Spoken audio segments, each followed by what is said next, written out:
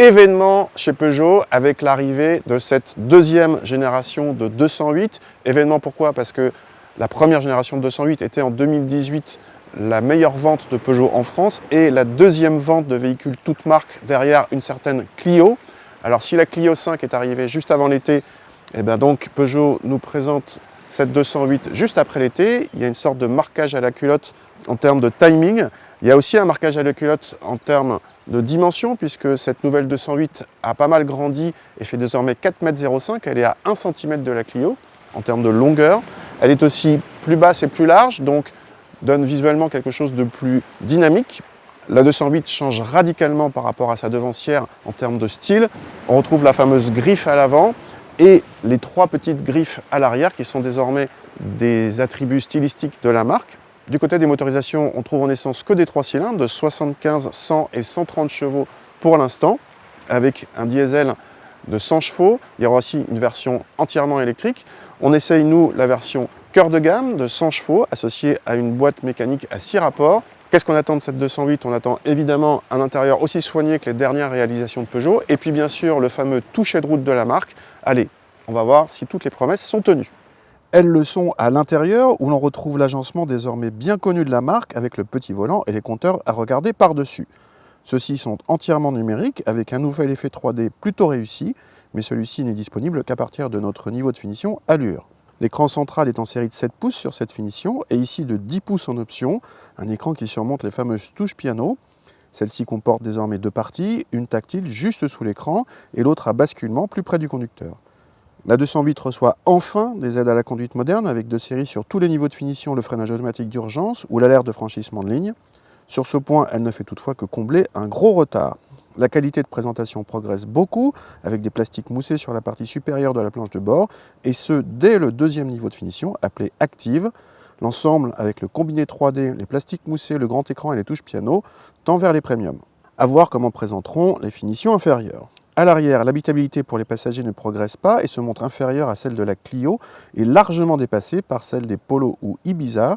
Bien vu quand même pour les deux prises USB, vos enfants sauront quoi en faire. Nous en avions 4 en tout dans la voiture, dont une en USB-C. Le coffre progresse légèrement pour devenir dans la bonne moyenne de la catégorie, même si là encore les Polo ou Ibiza font nettement mieux.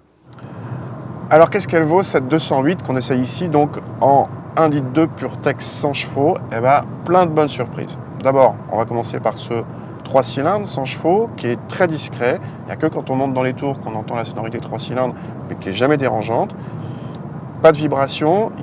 Peugeot a fait pas mal d'efforts sur l'insonorisation, tout ce qu'on appelle le NVH, c'est-à-dire toutes les petites vibrations dans le volant, dans le pédalier, insonorisation moteur, aéro. Vraiment, on est monté en gamme par rapport à la précédente 208.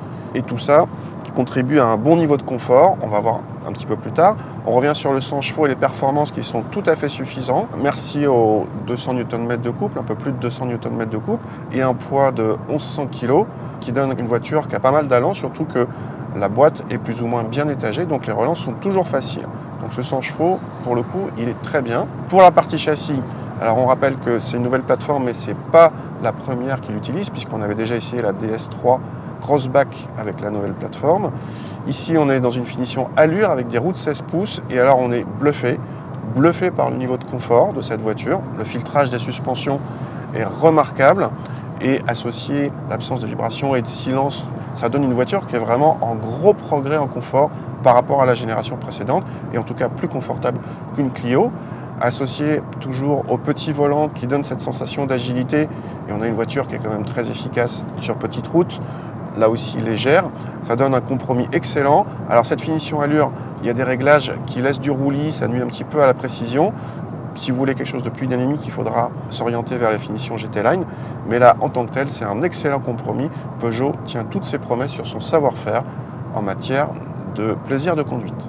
Les bonnes surprises ne sont pas finies, avec selon nos mesures une sobriété record dans cette catégorie des citadines essence d'environ 100 chevaux. Ça se joue dans un mouchoir avec la Clio TCE 100 qui réclame 0,1 litre de plus en moyenne selon nos chiffres. Deux Françaises sur un podium, pas mal. Côté tarif, cette 208 cœur de gamme s'affiche un peu au-dessus de 20 000 €, avec pour ce prix un équipement assez complet, en sécurité comme en confort. C'est toutefois plus cher que la Clio TCE 100 Intense, qui est de surcroît mieux équipée, avec de série GPS ou les feux avant 100% LED, alors qu'ils sont en option sur la 208. À ce niveau de gamme, la 208 prend donc un peu la grosse tête, même si ses prestations sont dignes d'une citadine premium. La 208 est plus intéressante dans les versions inférieures. La gamme débute avec la 75 chevaux essence en finition Like à 15 500 € et monte à plus de 26 000 € avec la version 130 chevaux essence en finition GT Line, sans parler de la version 100% électrique encore plus chère avec plus de 30 000 € à l'achat, hors bonus écologique.